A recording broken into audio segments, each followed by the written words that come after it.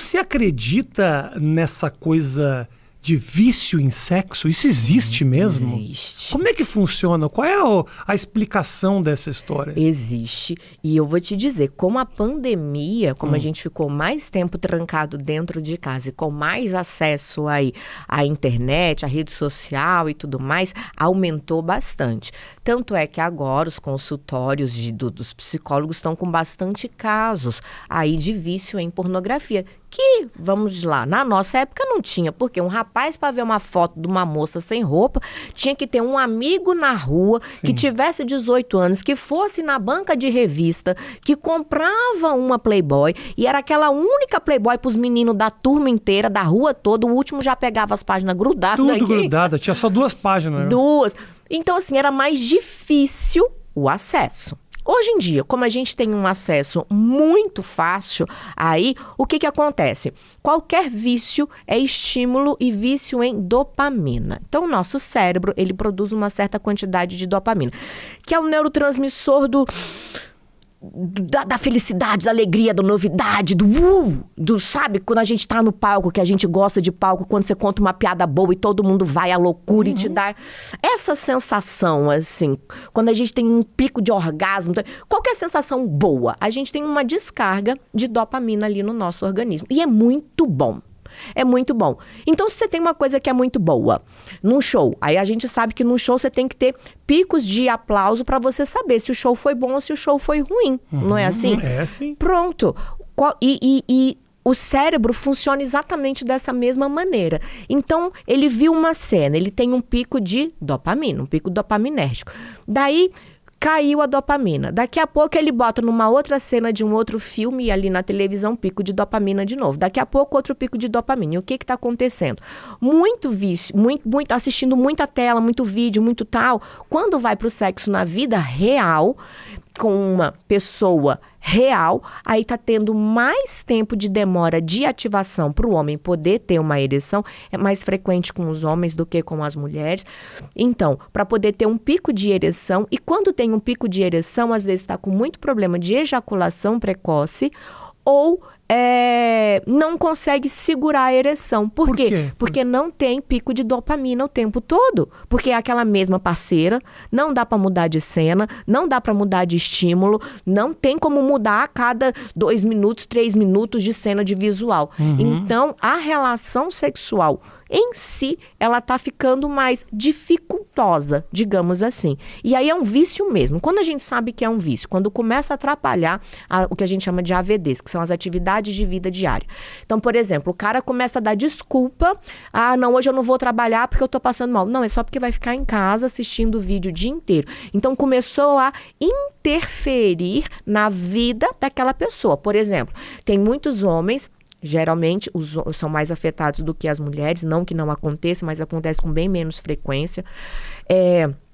Eles vão começando a perder a vida social, ou seja, eles deixam de sair, de ir para a balada, para poder ficar em casa assistindo algum vídeo ou algum chat, ou só ficar em casa mesmo assistindo vídeo, porque ele já sabe ali que a punhetinha dele tá garantida, então não tem o trabalho de ir à caça, né? Porque antigamente o homem ele ia à caça do alimento, caça de tudo. Então não tem mais isso, tá tudo muito digitalizado, tá tudo muito fácil ali na mão dele. Então é mais fácil ele ficar em casa do que ter que sair para criar um contato social de talvez uma possível conversão que a gente fala no mundo do digital, né? Que ele não sabe se ele vai levar um fora, se ele não vai levar um fora. Em casa não, tá tudo certo, tá tudo garantido. Então tá ficando cada vez mais digital.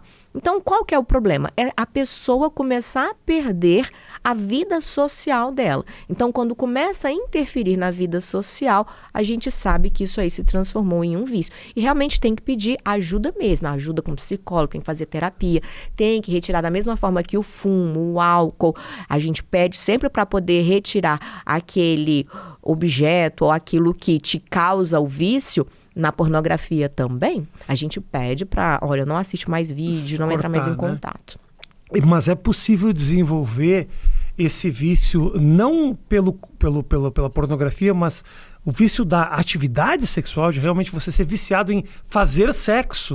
Algumas pessoas, elas Que têm... sempre me parece uma coisa muito distante, assim, porque dar uma importância exagerada para o sexo, isso inclusive sou vítima. Estou tentando lidar com isso. Mas sentir o vício na atividade em si, isso existe. Existe. Porque como qualquer outro vício, e aí quando você vai no AA, eles não trabalham apenas com pessoas que são alcoólicas, eles trabalham com todos os tipos de vícios. Um desses vícios é um vício em sexualidade. Só que não é tão falado assim, porque não era tão comum à época. Hoje em dia é mais falado. Então, existe sim essa parte química e tem gente que precisa, assim, é bem incomum de acontecer. É todo mundo? Não, não é todo mundo, gente. É uma pequena porcentagem da população mundial aí, que eu não vou saber trazer em números aqui, mas não é assim, é 10% da população. Sim. Não é nada disso daí não. Mas as pessoas que elas têm vícios, né?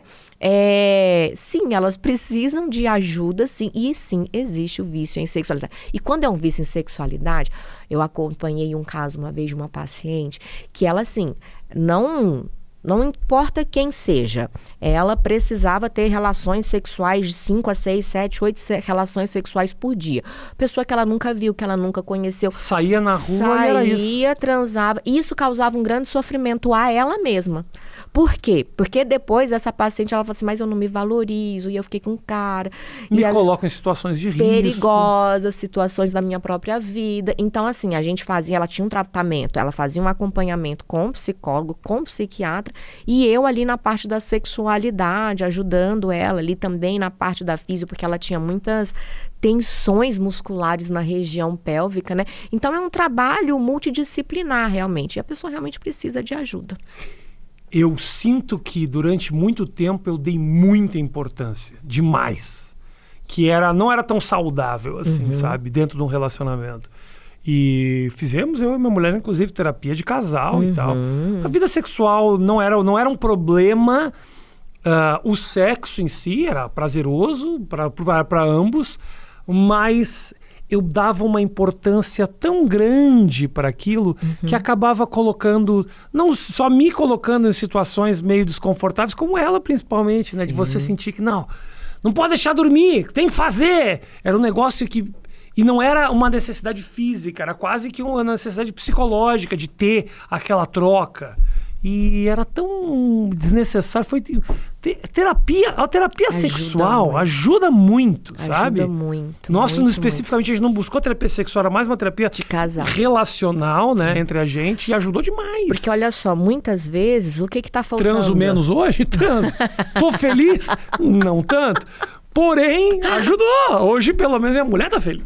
Pronto. E ajudou, sim. Ajudou, não, porque sim. O cara que pressiona, ele quase que tira a vontade da outra pessoa. Porque não é por fazer, é por obrigação. É por obrigação, porque eu acho que o homem também deve passar por isso, de a mulher querer e o cara fala, vou fazer porque ela quer, porque não quero também perder para outro cara que seja mais viril. Então vira uma noia que às vezes você não conversa, você passa anos nessa obrigatoriedade e estraga a conexão do casal, né? Chegou aonde eu queria.